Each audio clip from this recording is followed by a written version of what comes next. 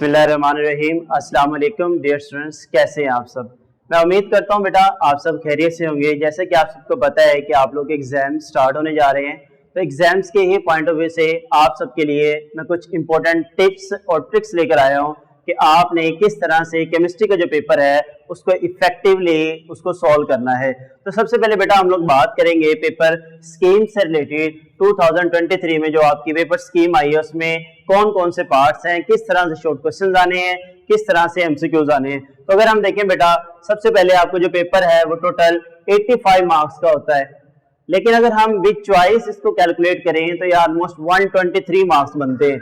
123 marks में से आपने क्या करना होता है, जस्ट 85 मार्क्स का पेपर सॉल्व करना है और वही आपने गेन करने हैं। तो चलिए बेटा, क्वेश्चन नंबर 1 की अगर हम बात करें, एमसीक्यूज जो आपके पास है चैप्टर नंबर 2, 3, 4, 7, 8, 10, इन तमाम चैप्टर में से दो एमसीक्यूज आपको आने हैं। उसके बाद अगर हम बात करें चैप्टर 1, 5, 6, 9, 11, यहां से आपको एक एक एमसीक्यूज आना है। तो टोटल अगर हम काउंट करें तो ये 17 मार्क्स के एमसीक्यूज बनते हैं। इसके लिए आपको 30 मिनट्स गिवन होते हैं। ओवरऑल अगर हम टाइमिंग की बात करें, पेपर में आपके पास 3 आवर गिवन होते हैं, उसमें से 30 मिनट्स आपके ऑब्जेक्टिव के लिए होते हैं। उसके बाद आपका जो है सब्जेक्टिव पोर्शन स्टार्ट हो जाता है।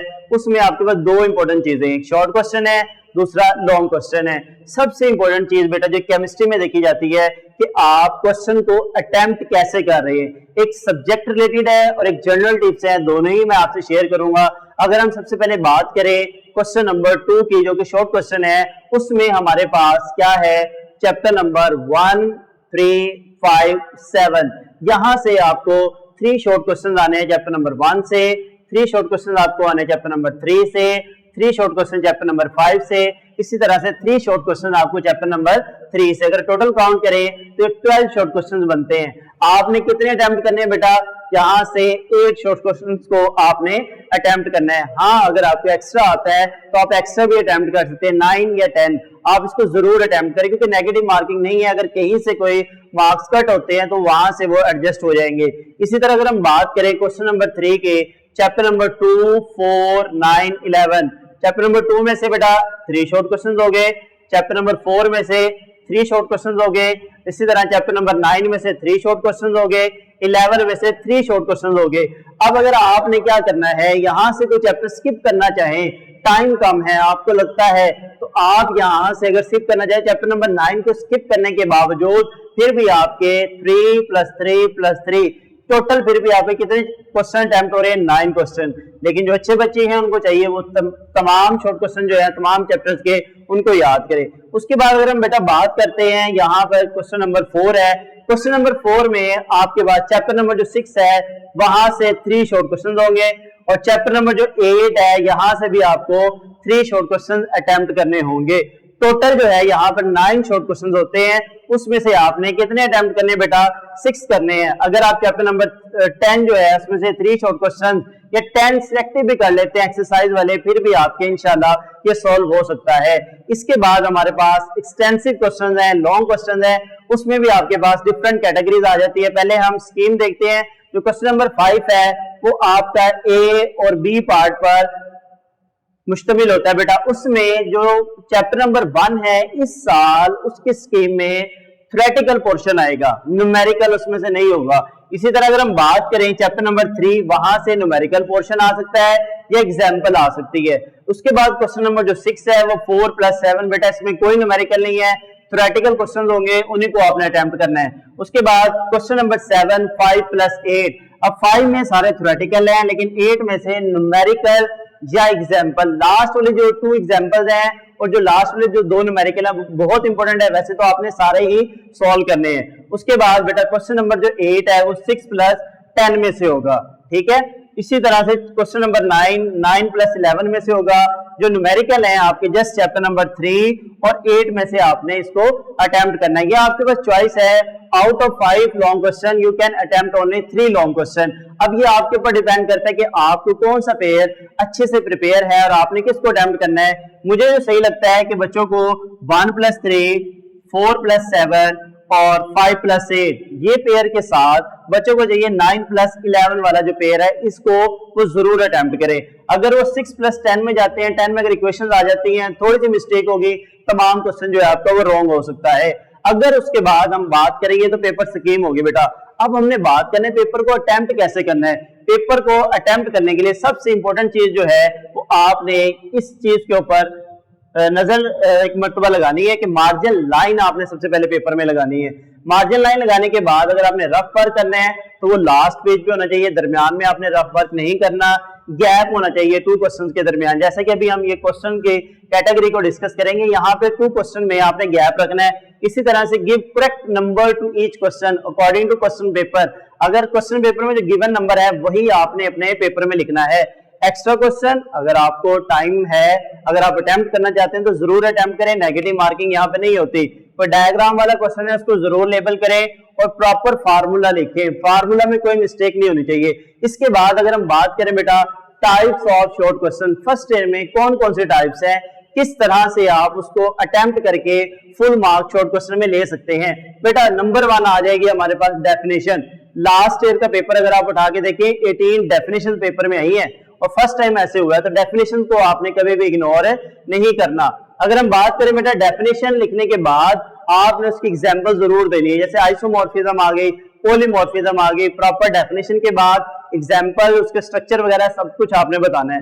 Category number 2 difference between theoretical yield and actual yield. अगर इस तरह क्वेश्चन आता है आपने दरमियान में लाइन लगानी है, लाइन लगाने के बाद आपने उसके 2-2, 3-3 पॉइंट लिखने हैं। एग्जांपल अगर आपको आती है तो वो जरूर आपने लिखनी है। उसके बाद न्यूमेरिकल शॉर्ट में बहुत ज्यादा आते हैं, खास तौर पे चैप्टर नंबर 1 के जो न्यूमेरिकल है उसको आपने कभी भी इग्नोर नहीं करना। उसको भी अटेम्प्ट करने का क्या तरीका है, हमने एग्जामिनर को इम्प्रेस करना है। तो बेटा शॉर्ट क्वेश्चन में भी आपने सबसे पहले गिवन जो डाटा होगा उसको पढ़ने के बाद गिवन डाटा लिखना है, रिक्वायर्ड जिस चीज को कैलकुलेट करना है, फार्मूला जो भी है। अगर आप क्वेश्चन सॉल्व कर रहे हैं नंबर ऑफ मोल्स वाला, नंबर ऑफ मोल का फार्मूला लिखें, लिखने के बाद उसको मार्कर से ऐसे बॉक्स बना दे, ज्यादा इफेक्टिव हो जाएगा। इस तरह से उसका सोल्यूशन करेंगे। सोल्यूशन की हेडिंग देने के बाद जो भी रिजल्ट आता है, अगर उसमें यूनिट्स है प्रॉपर यूनिट्स लिखने हैं आपने। उसके बाद बेटा category number 4 laws define, Boyle's law, Charles law, Avogadro's law, Graham's law. ठीक है बेटा, इस तरह से जो लॉज आते हैं, लॉज के स्टेटमेंट लिखने के बाद कॉमर्स के अंदर आपने उसको इनक्लोज करना है और साथ में आपने मैथमेटिकल जरूर लिखना है। डाल्टन लॉ आ जाता है, आपने डेफिनेशन लिखने के बाद मैथमेटिकल इक्वेशन जरूर लिखनी है। ग्राहम लॉ आ गया है, मैथमेटिकल लिखने के बाद आपने उसके एक्सप्लेनेशन भी करनी है। क्वांटिटेटिव डेफिनेशन आ जाती है चार्ल्स लॉ के। मैथमेटिकल लिखने के बाद ये कौन कौन से फैक्टर हैं उसमें, उनको भी आपने मेंशन करना है। नंबर 5 जो मोस्ट इंपोर्टेंट है बेटा रीजनिंग वाले क्वेश्चन फर्स्ट ईयर में बहुत ज्यादा आते हैं। एसएलओ बेस्ड पेपर होगा, स्टूडेंट लर्निंग आउटकम्स, उस चीज को चेक किया जाएगा। रीजनिंग क्वेश्चन खास तौर पर एक्सरसाइज से लिए जाते हैं बेटा, उनको अगर आपने सॉल्व करना है टू द पॉइंट आंसर करना है। टू द पॉइंट आंसर करने के बाद जो भी रीजनिंग होगी उसको ब्लू मार्कर से आपने क्या कर देना है, अंडरलाइन कर देना है, बॉक्स बना देना है। उसके बाद अगर हम बात करते हैं बेटा टाइप्स ऑफ लॉन्ग क्वेश्चन की, टाइप्स ऑफ जो लॉन्ग क्वेश्चन है वो हमारे पास बेटा 3 कैटेगरीज हैं। थ्योरेटिकल हो सकता है, न्यूमेरिकल हो सकता है और स्ट्रक्चरल हो सकता है। अगर हम बात करें थ्योरेटिकल की, फॉर एग्जांपल अगर आपको क्वेश्चन आता है डिफाइन आयनिक सॉलिड, राइट इट्स प्रॉपर्टीज, तो बेटा सबसे पहले आपने क्या करना है, उसकी डेफिनेशन लिखेंगे। डेफिनेशन लिखने के बाद आयनिक सॉलिड जो है उसकी एग्जांपल लिखेंगे। एग्जांपल लिखने के बाद जो भी आपने फार्मूला लिखना है, सोडियम क्लोराइड है, पोटेशियम क्लोराइड है, वो केमिकल फार्मूला या केमिकल इक्वेशन है, उसको आपने राइट लिखना है। टाइप्स अगर आपको पता है, कोई और क्वेश्चन होता है यील्ड से रिलेटेड होता है, तो टाइप्स को आपने इंडिविजुअली एक्सप्लेन करना है और हेडिंग्स बना के, अगर आयनिक सॉलिड वाला कर रहे हैं मेल्टिंग एंड बॉइलिंग पॉइंट है, एटॉमिक रेशियो है, इसी तरह से गुड कंडक्टर ऑफ इलेक्ट्रिसिटी है, ब्रिटलनेस है, हर एक चीज की हेडिंग्स बना के, बुलेट्स बना के फिर आपने इसको एक्सप्लेन करना है। उसके बाद अगर न्यूमेरिकल में 4 मार्क्स आपने गेन करने हैं, वही सेम तरीका है, गिवन, रिक्वायर्ड, फार्मूलाइज, सॉल्यूशन, रिजल्ट और प्रॉपर यूनिट्स। बच्चे जल्दबाजी में यूनिट लिखना भूल जाते हैं बेटा, 0.5 मार्क्स जो है इसके वो कट हो जाएंगे। उसके बाद स्ट्रक्चरल क्वेश्चन बेटा फर्स्ट ईयर केमिस्ट्री में बहुत ज्यादा है। जैसे चैप्टर नंबर 1 में कंबशन एनालिसिस है, चैप्टर नंबर 5 में हमारे पास मिलिकन ऑयल ड्रॉपलेट है, डिस्कवरी ऑफ इलेक्ट्रॉन है, प्रोटॉन है, न्यूट्रॉन है। बेटा ये सारे स्ट्रक्चरल क्वेश्चन है। इसी तरह चैप्टर नंबर 9 में भी है। अगर इस तरह क्वेश्चन आता है तो सबसे पहले आपने इंट्रोडक्शन देना है।